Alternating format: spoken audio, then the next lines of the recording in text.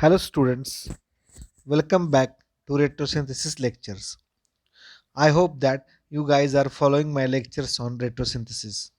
Today's lecture is based on synthesis and retrosynthesis of simple olefins, that is carbon-carbon double bond. Friends, olefins can be made by following methods. They can be made by elimination reaction, dehydration of alcohols, or debromination of vicinal dibromides. Okay, friends. So, elimination reaction you studied previously in your graduation course, that is E1 elimination, E2 elimination, even CB elimination. So, friends, simple elimination reactions like dehydrohalogenation or dehydration are the useful reactions for the formation of carbon-carbon double bond or olefins. Beside this, there are more advanced reactions like Julia olefination, Petersson olefination, Shapiro reaction, Bamford-Stevens reaction. These are also a type of elimination reaction to form olefins. Okay, so beside this elimination reaction, the most common or most widely used method for generation of olefin is dehydration of alcohols. Okay, if we treat the alcohols in presence of acid or base catalyzed system, it will lead us to a removal of water molecule and we get carbon-carbon double bond or olefin. So debromination of vicinal dibromide is also common method for generation of olefins. So friends, let's see what happens when we treat the alcohol with the H2SO4. So I have this 2-methyl 2-butanone. So this 2-methyl 2-butanone when treated with H2SO4, it will lead us to formation of two products, that is a mixture of products, because this compound have two alpha hydrogens and there is possibility that any one of them will remove as water molecule. Okay, this hydrogen from over here and OH over here will lead us this compound, and the hydrogen from this CH3 and OH, if we remove it we will get this compound. Okay, so there are more substituted is always major product due to hyperconjugation as already studied in your master course. So friends, there is always a mixture of products and it is very difficult to separate because they are just isomers. You can see here also we have 1 methyl cyclohexanol.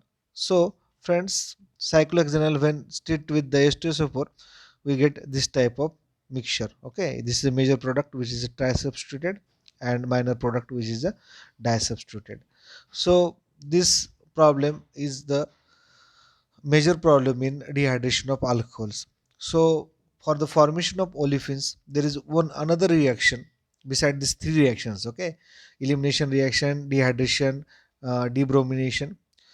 One more very commonly used reaction or very famous reaction for the olefination is Wittig reaction. Okay, so Wittig reaction is preparation of an alkene by reaction of an aldehyde or ketone with the help of ylide, which is generated from phosphonium salt. So as you can see here, there is a aldehyde or ketone over here.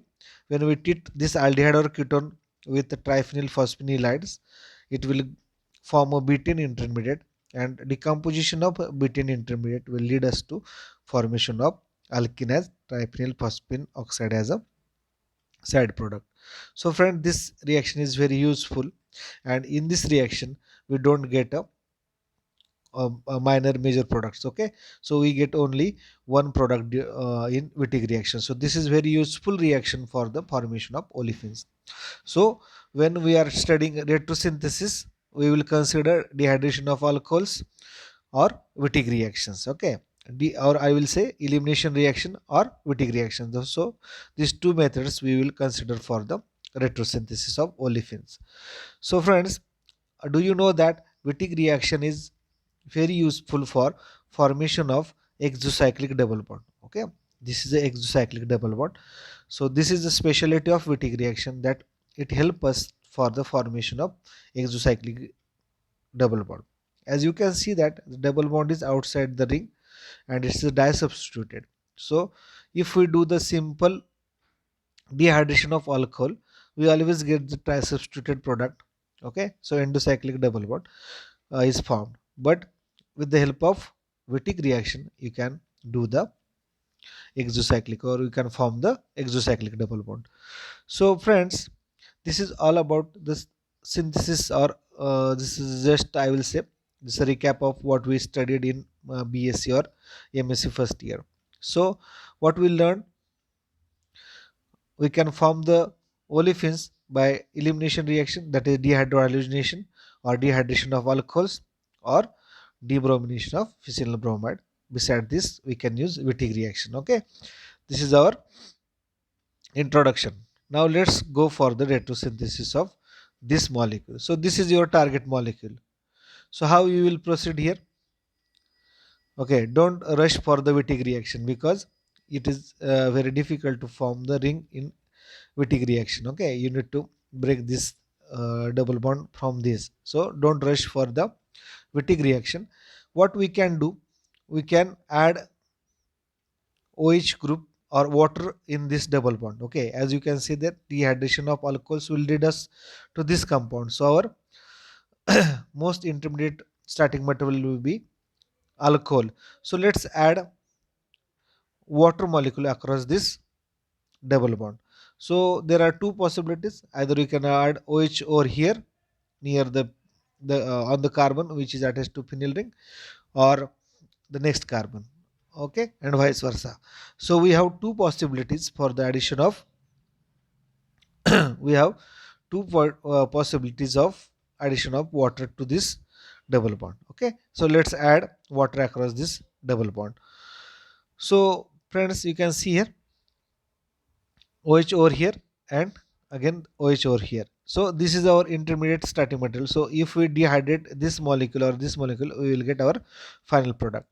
So this is our uh, this is our target, next synthone. Okay, so we have two synthones like A and B. So friends, if we got this one, and if we want to if we want to get the final product by dehydration for compound B. Okay, for compound B there are two possibilities. After dehydration it can give us this product and this product, so there will be a mixture of products.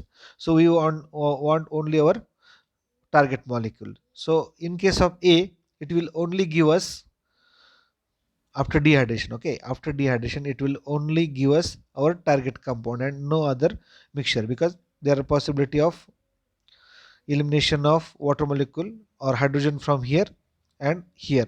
So this is a symmetric molecule, so we get only one product. So A will be our next target molecule. Okay, so this we can form. Okay, this is a tertiary alcohol, and as in my previous lecture we already studied formation of tertiary alcohol. So what we will do, we will move the arrow like this, and we will eliminate, or we will remove pH from this molecule. So how we prepare tertiary alcohols?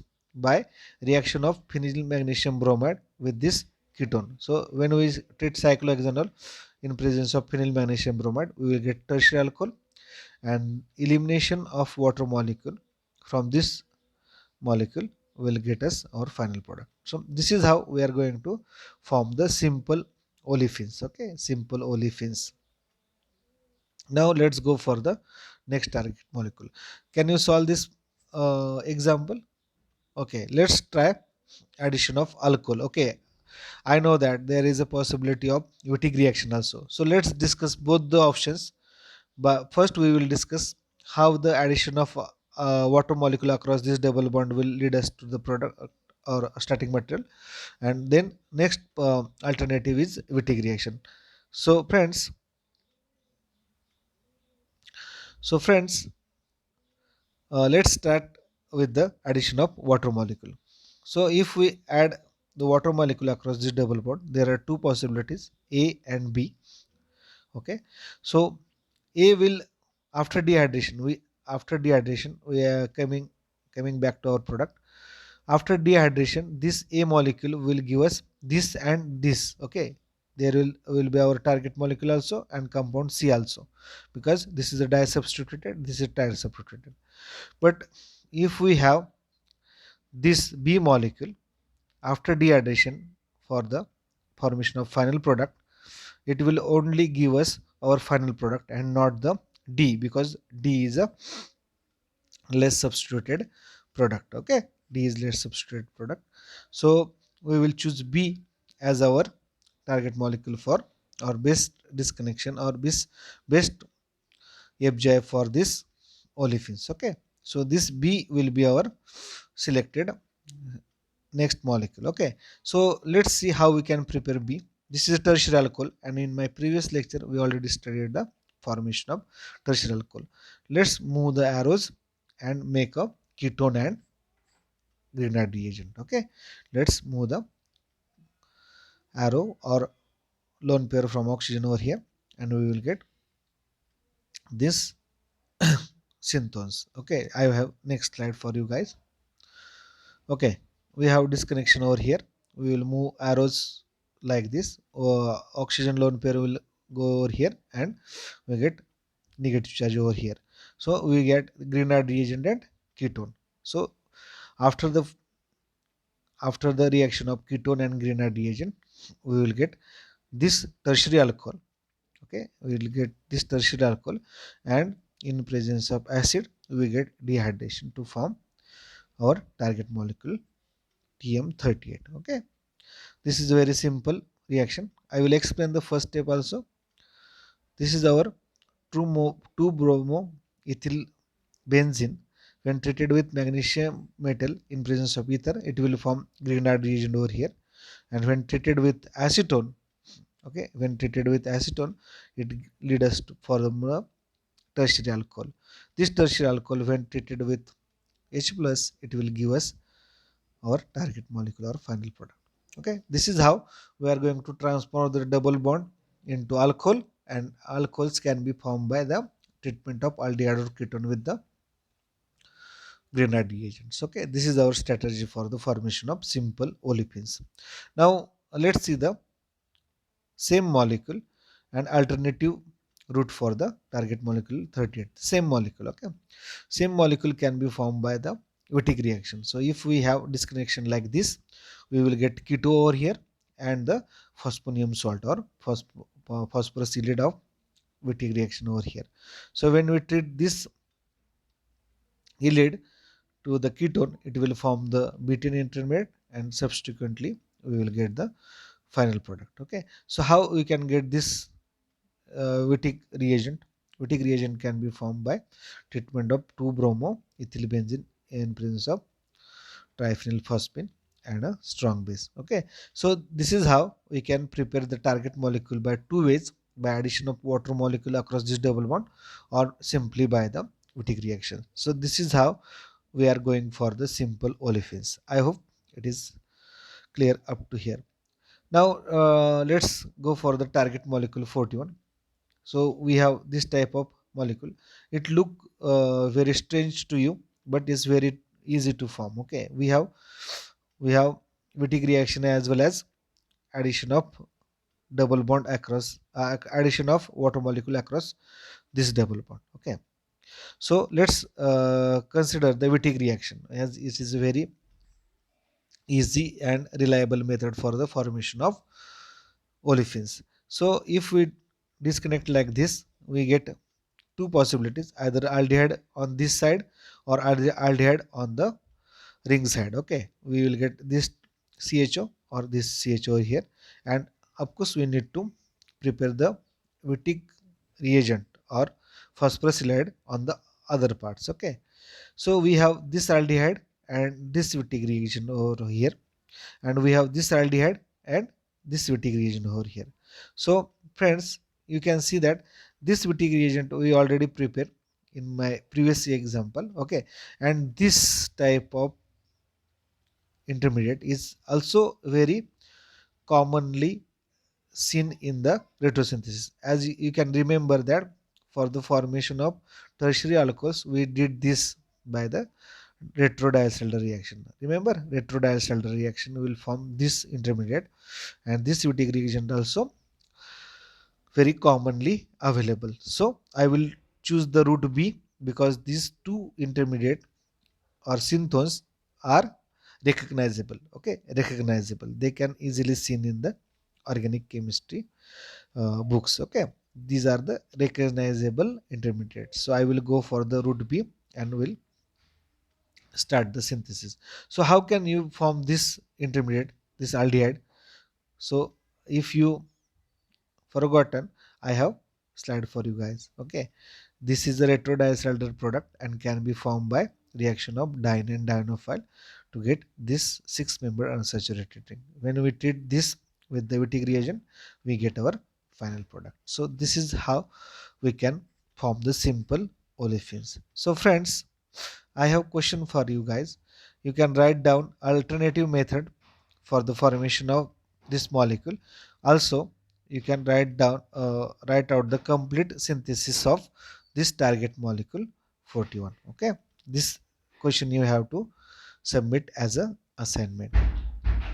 So as you can see that we have three or four ways to recognize a good disconnection. So what is a good disconnection? How we can see that this disconnection is good and this connection is not good? So we have these three criteria which will help us for the recognition of good disconnection and bad disconnection. So if you have good mechanism, if you have greatest possibility of simplification and gives recognizable starting cheap and commercially available starting material, then I will say this is a good connection. So this is all about the formation of simple olefins. This all information I gathered from the following two reference books. This first one is very nice book, Designing Organic Synthesis by Stuart Warren, and the second one is the Logic of Chemical Synthesis by the great scientist E.J. Corey. Okay, so this is all about the formation of simple olefins. If you have any doubt, feel free to ask me. Thank you very much.